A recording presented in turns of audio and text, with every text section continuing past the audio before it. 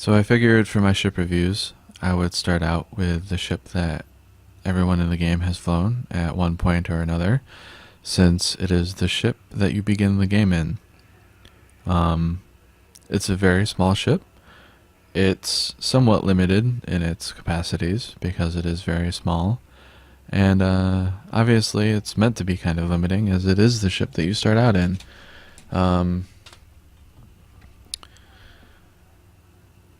So I guess for the video, first I will start out with some of my opinions on the ship, concerning its appearances and its sounds and things like that. And then I would go into a little bit of the stats of the ship, and then kind of end in a summary. So first of all, I guess I'll talk about the appearance of the ship. Like I said, it's very small. It's one of the smallest ships in the game, if not the smallest ship in the game. It's kind of boxy. I think it's been referred to as like the pizza box ship, for obvious reasons. But it looks kind of nice, there's nothing terribly stand out about it, I guess. But it's not too bad. If we go to the cockpit here, the view from it is not too bad. You definitely have a wide field to the sides, and especially above. The visibility is great for above you. The sort of crossbars in the canopy aren't terribly intrusive.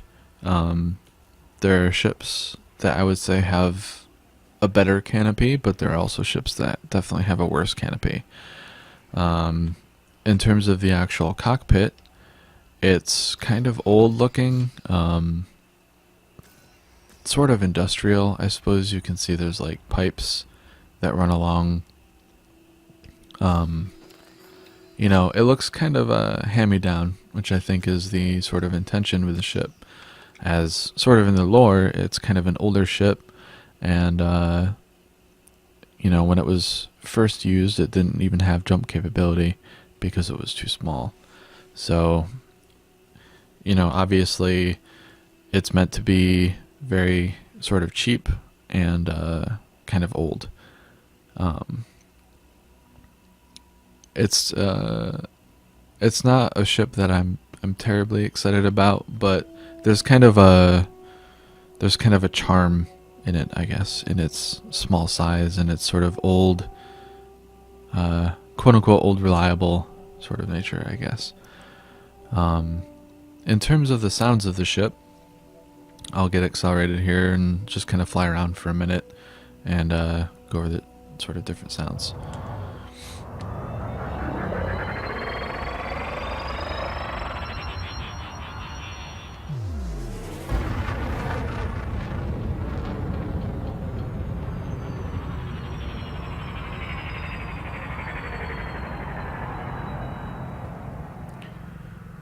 So it does sound fairly spaceshipy, I guess. There's kind of like a whine in the background when you're cruising, as you can hopefully hear. I'm not terribly excited about the sounds. They're interesting. They're definitely unique.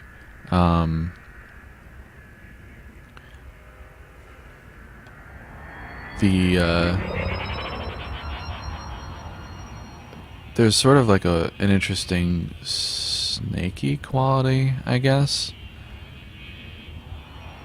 Somehow, I don't really know how to put my finger on it, I guess.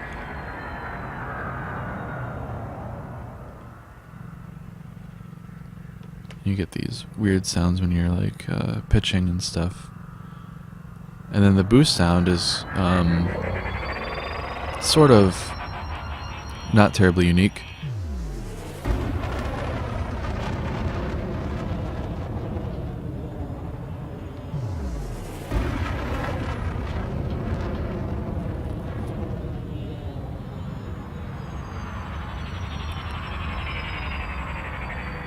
So yeah, that's the sounds of the ship. Like I said, they're fairly unique, except for the boost.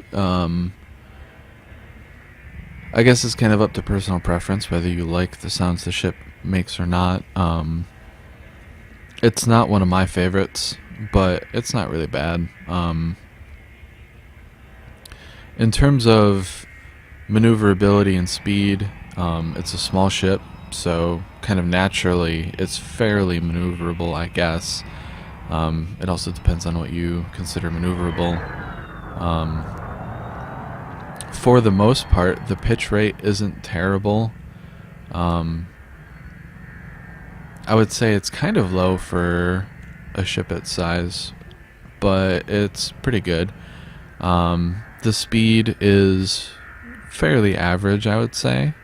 Right now, I'm right about the middle of the white zone where it's most maneuverable, and I'm going about 120 meters per second at full speed, cruising speed anyway. It goes, almost 240, which is pretty good. It boosts between 330 and 340 on average at 4 pips. This is all at 4 pips to engines, so obviously you get the most out of your engines. I don't know, now that I hear the sounds, there's something I like about the deceleration.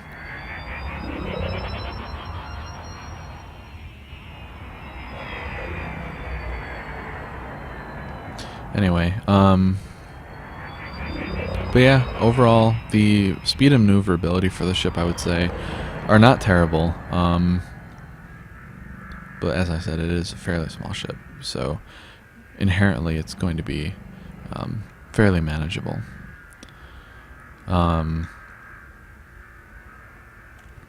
I think the next step will be to land in the station and briefly go over some of the statistics.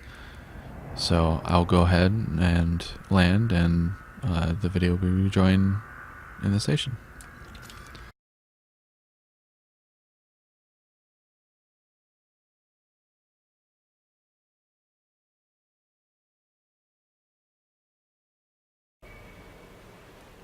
So for outfitting this ship, for hard points, you have 2 small hard points. For utility mounts, you have 2 utility mounts. For the core internal, you have a Class 2 power plant, Class 2 thrusters, Class 2 frameshift drive, and then Class 1 life support, power distributor, and sensors. And for optional, you have 2 Class 2 slots and effectively 2 Class 1 slots. So obviously, for the optional internal, you are pretty limited, which is understandable considering it is the ship that you start in and you get one for free.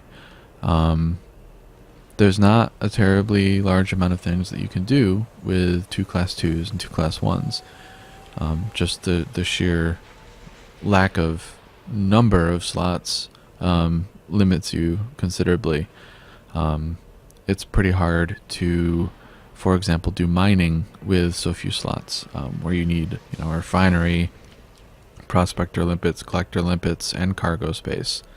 You're not going to get very far with only 4 slots. Obviously, the class of slots is not terribly great because it is the ship you start in again. So your options are fairly limited. It can do sort of a lot of things. You can do delivery missions. You technically can do trading. You can do passenger missions. And you can do combat. But, in the grand scope of ships, obviously, it's not going to do any of these things particularly well. Among the ships in its class, which I would consider this, the class 2B, the Sidewinder, the Eagle, and the Hauler, it's well rounded, and it's sort of a good general purpose ship in that class. It's got 2 hard points, which the hauler has 1, so it's probably better at combat than a hauler is, but worse at combat, most likely, than the Eagle is. It's got the 2 utility mounts, which is better than the Eagle, but I believe it's the same as the hauler. I'm not sure about the cores on the other ships, but obviously, the grades, they don't make a terrible difference in how your ship performs, because every ship has what it has, basically. As you can see, I've A-rated this ship for the most part, except for the D sensors and the E life support. I just couldn't find the D life support, and I generally recommend that for life support and sensors, you pretty much stick to D rating in PvE anyway. Obviously, things can change in PvP. And I put the 1A military grade composite in the bulkheads for the armor. So I'll go over some of the resultant stats of that outfitting. The ship has an integrity and or armor / hull rating of 210 with the military grade composites. It's got a top speed right now as fitted at 238 meters per second with a boost max of 346 meters per second. And it's got a maximum jump range of 15.53 light years with the outfitting that I currently have. So to comment, as I said, the speed is pretty good. I would say sort of average or on the high end of average for an A-rated ship, I suppose. It's got a 15 max light year jump range, which is I suppose fairly average. It's pretty good, I guess, especially for a ship this size. It's very small. However, the fuel tank on the ship is very small as well, and the amount of fuel that you consume per jump versus the amount that you have total is fairly high. So in the long run, especially without a fuel scoop, you're not going to be going terribly far. Stock, this ship has a cruise speed of 220 meters per second. It's got a boost of 321. It's got a 7.56 light year jump range, 52 megajoules worth of shields, and 108 armor. And by the way, that's something that I skipped over by accident, was the shields. Currently, with an A-rated shield only, this ship has a 61 megajoule shield. So, with the upgraded armor, you gain 102 armor, so almost double the armor with the military grade bulkheads, and you gain, with just A-rating the shields, 16 megajoules worth of shields. So that's what you get for upgrading versus not upgrading. A-rating the ship will cost approximately 700 to 800,000 credits, which is fairly pricey to put into this ship, in my opinion.